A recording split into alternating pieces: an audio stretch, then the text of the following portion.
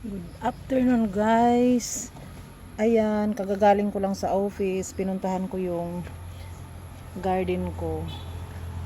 Ito yung nakita ko yung bulaklak ng aking wave of love.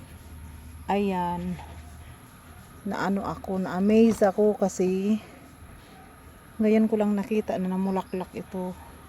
Nahirapan kasi akong mag-propagate kasi ang damot-damot niyang magbigay ng siping ng anak, yung siloy na sinasabi nila.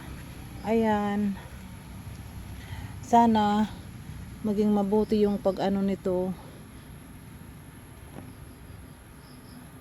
para dumami sila. Sana mapropagate ko ito ng mabuti.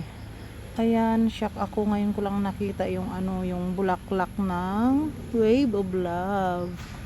Ayan.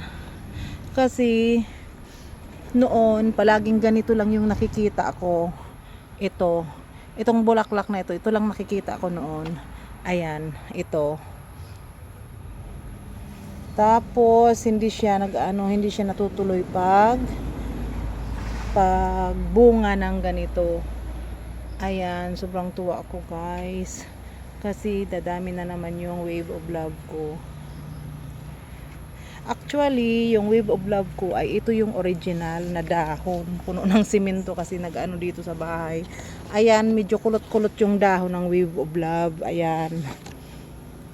Ayan, kulot ang dahon, kaya nga tinatawag na wave of love kasi yung gilid ng dahon niya ay kulot, parang siya. Ayan, ang ganda ng wave of love. Pero itong may bunga,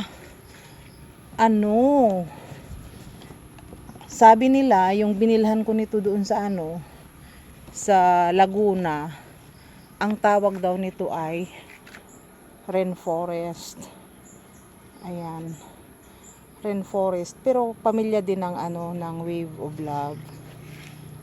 Ayan, sobrang tuwa ko kasi magkakaroon na ako ng maraming bunga, ready for propagation na siya, para marami na naman ang mabigyan natin ng lahi.